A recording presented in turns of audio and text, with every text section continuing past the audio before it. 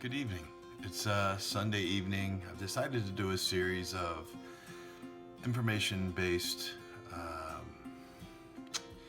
videos that will allow people who maybe have a curiosity about the Templars and would like to know more to know a few little tidbits about them and maybe gain some more fans for the Knights Templar Order, something I'm really interested in myself. That's why I became a historian and why I focus so much on them, and it's a great story for me. So what I thought I'd do is do a series about some of the special places that are related to the Knights Templar and why they're special and what kind of made them special, and give you a chance to get to know a little bit about each one of the places. Many of these, well, all of the ones that we're going to talk about are in my books.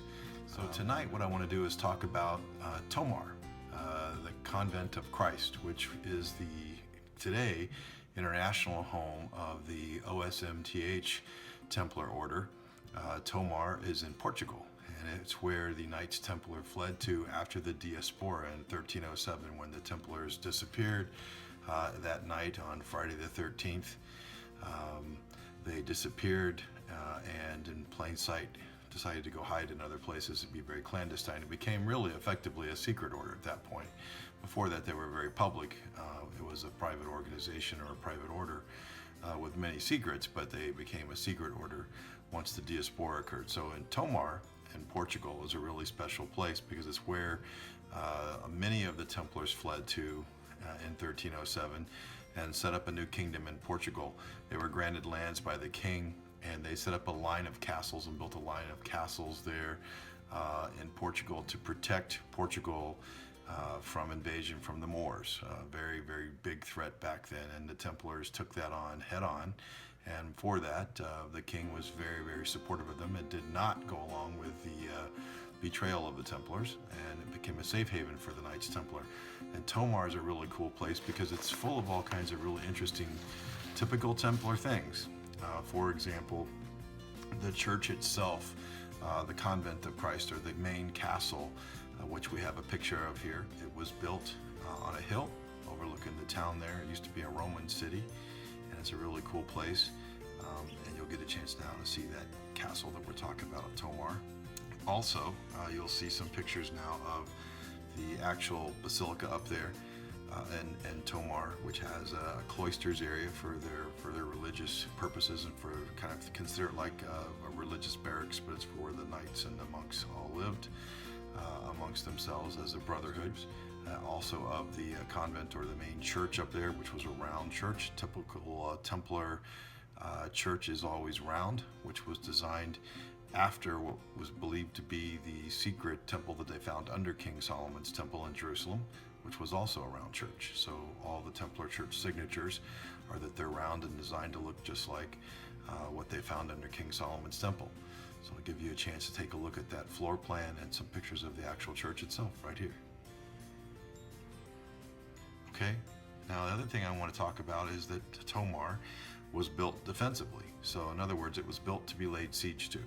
The Templars by this point had good reason to be paranoid. I wouldn't say paranoid because they'd already been betrayed by the church and by the monarchs.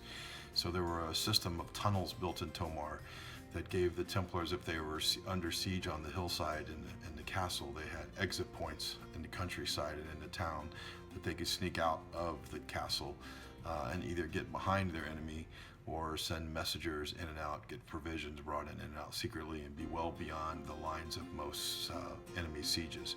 So they would be able to have egress into and out of the castle through both the city down below the town and also the countryside. So they had probably several exits that were controllable by the Templars from the hillside fortress and castle.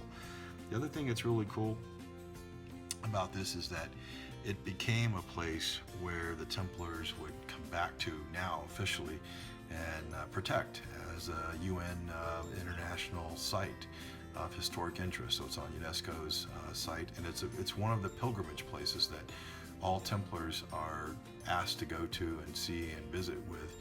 I visited there in 2009. It was just an amazing trip, and something that's really fun for me to do was that Portugal and Spain trip. So a whole series of castles there in Tomar, but Tomar is the current headquarters of OSMTH, one of the Templar orders of today, the International Order that's very prevalent in Europe. And if you get a chance, it's in Portugal, it's close to Sintra, which is another very famous Templar hangout that they helped design along with the Cistercian order. And it's a really neat place, and you'll see some of those pictures now that I've got for you really quick. And I hope you enjoy this series, because my objective is to give you a few tidbits about the Templars and some of these locations like Tomar, so you understand where they are, why they came about, and why they were important. But Portugal became basically the Templar stronghold and safe haven to regroup in Europe after the betrayal in 1307 and after they were officially disbanded in 1314 and their Grand Master was burned at the stake. So get a chance, go Google it, take a look at it. But Tomar, Portugal, the Convent of Christ, today home of the International Order for the Knights Templar, OSMTH. Thank you and God bless. And next Sunday I'll be bringing you another place, and I think next week we're going to talk about the Church of the Holy Sepulchre in Jerusalem. If you have a chance or you want to put some questions up on our Facebook social media and you post some questions for me, next week when I do the series about the Church of the Holy Sepulchre in Jerusalem, I'll answer some of the questions that you've posted on Facebook. Take care and have a great Sunday evening. God bless you all.